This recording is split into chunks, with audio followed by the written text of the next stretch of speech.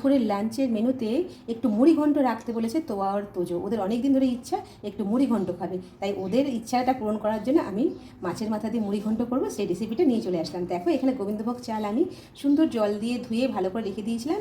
বেশি ধোয়ার দরকার নেই, দুবার ধুলেই যথেষ্ট, নাহলে গোবিন্দভোগ চালের যে স্মেলটা আছে না সেটা চলে যাবে। এখন এখানে আমার চালগুলো কি সুন্দর ফুটে গেছে, মানে ফুলে ফুলে গেছে। আর এখানে দেখো কাতলা মাছের মাথা রয়েছে, যেটা আমি নুন হলুদ মাখিয়ে রেখে দিয়েছি। আর এখানে ফোড়নের জন্য নিয়ে নিয়েছি গোটা জিরে, আর তার সাথে হচ্ছে গিয়ে দুটো এলাচ, দুটো দারচিনি, দুটো লবঙ্গ, দুটো তেজপাতা আর একটা শুকনো লঙ্কা। ঠিক আছে, এটা হচ্ছে ফোড়নে যাবে। আর মশলার মধ্যে লাগবে এখানে ধনের গুঁড়ি, জিরের গুঁড়ি, কাশ্মীরি মির্চি নিয়েছি, হলুদ, নুন। ঠিক আছে, এই কটা মশলা আমি জলে গুলে রাখবো। আর তার সাথে তো এখানে গরম মশলা রয়েছে, একটুখানি সুগার ফ্রি রয়েছে, আমি চিনি ইউজ করি যেহেতু করি না সেই জন্য সুগার ফ্রি, আর রয়েছে একটু ঘি।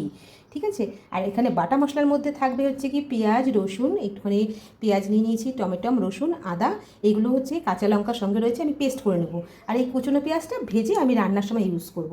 এছাড়া রয়েছে এখানে কিশমিশ বেশ কিছুটা, যেটা আমি ভিজাইনি জলে, আমি তেলেই ভেজে নেব। আর রয়েছে কাজু, আর তার সাথে আলু। এই সমস্ত উপকরণ দিয়ে আমি মুড়ি ঘন্ট করতে চলেছি, তোমাদের সেই রেসিপিটা শেয়ার করবো। চলো, এবার আমি কড়াইতে তেল গরম করে তেলের মধ্যে আলুগুলোকে ছেড়ে দিলাম এবং নুন হলুদ দিয়ে লাল লাল করে আলুটাকে সুন্দর করে ভেজে নেব। আর এখানে ভাজাটা না এমনভাবে করবো যেন 80% ভাজা এখানেই হয়ে যায়। তা আলুটা ভাজার পরে আলুটার তেলটা যে রয়েছে সেই তেলের মধ্যেই আমি আবার করব কাজু, কিশমিশ, এগুলো সব ভেজে নেব। এইটা আমি ভিডিও করতে পারিনি, আমি ভাজাটা একবারে দেখিয়ে দিলাম। তারপরে যে মাথাগুলো ছিল কাতলা মাছের, সেই মাথাগুলোকে ভেজে নিলাম। এই দেখো এখানে 4 রকম ভাজা হয়ে গেছে।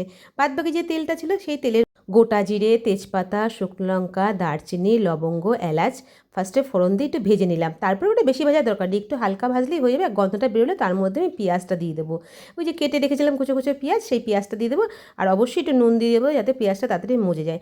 পেঁয়াজটা মজে গেলে পরে তার মধ্যে পেঁয়াজ, টমেটো, কাঁচা লঙ্কা আর রসুন পেস্ট করা ছিল সেটা দিয়ে দিলাম। এর মধ্যে আবার ধনের গুঁড়ি, জিরের গুঁড়ি, কাশ্মীরি মির্চি, হলুদ, নুন দিয়ে আমি যে একটা জলের মধ্যে গুলে রেখেছিলাম মশলাটা, সেই মশলাটাও দিয়ে দিলাম। এটা ভালো করে সুন্দর করে কষাবো। এটা কষাতে কষাতে যখন এখান থেকে পুরো তেলটা ছেড়ে আসবে, ওই দেখো চারপাশটা আমি দেখাচ্ছি যে কড়াইয়ের গায়ে তেল লেগে রয়েছে, তেলটা যখন ছেড়ে এসছে তখন ওই যে ভেজানো গোবিন্দভোগ চালটা ছিল সেটা দিয়ে দেবো। মশলার সাথে চালটাকে সুন্দর করে ভাজা ভাজা করবো। এখন কিন্তু আমি কোনো নুন দেবো না, যেহেতু মশলার মধ্যে আবার নুন অলরেডি দেওয়া আছে। তা চালটা যখন ভাজা ভাজা হয়ে যাবে তখন ওই মাছের মাথা দিয়ে দেবো। তারপরে হচ্ছে কি মাছের মাথাটা দিয়েও চালের সাথে একটুখানি ভালো করে কষিয়ে নেব। এবার যেই মাছের মাথা দিয়ে কষানো হয়ে যাবে চালটা, তারপরে ওর মধ্যে আলু, কিশমিশ, কাজু যে ভেজে রেখেছিলাম সেইগুলো সব দিয়ে দিলাম। দিয়ে এবার বাটি ধোয়া জলটা দেবো। জলটা কিন্তু একটুখানি বুঝে শুনে দিতে হবে, যাতে চালটা একদম যেন বেশি মানে সেদ্ধ না হয়ে যায়, তাহলে একদম কেমন গাদা গাদা টাইপের হয়ে যাবে। চালটা যেন একটু ঝোড়ো থাকে এরকম মাপেই জল দিতে হবে। আমি এখানে ছোটো বাটি 2 বাটি জল দিয়েছিলাম আমার চালের পরিমাণ অনুযায়ী। তারপরে এটাকে জল দিয়ে যখন সেদ্ধ করলাম আর যখন সুসিদ্ধ হয়ে গেল, তখন এর মধ্যে একটুখানি মিষ্টি দিয়ে দিচ্ছিলাম। মিষ্টি বলতে সুগার ফ্রি, তোমরা চিনি দিতে পারো, আমি মিষ্টি দিয়ে দিয়েছিলাম। সেটা দিয়ে নাড়াচাড়া করার পরে দিলাম ঘি, গরম মশলা, যেটা মাস্ট দিতে হবে, কারণ মাছের মাথা দিয়ে মুড়ি ঘন্ট হবে, তার মধ্যে একটু মিষ্টি না দিলে এরপর তো ভালো লাগবে না। দেখো আমার মুড়ি ঘন্ট কিন্তু অলমোস্ট রেডি হয়ে গেছে, আর তোজো টেবিলে বসে পড়েছে, তোজোকে খেতে দেবো। তোমাদের রেসিপিটা কেমন লাগলো জানাতে ভুলো না বন্ধুরা। টাটা, বাই বাই, সবাই ভালো থেকো।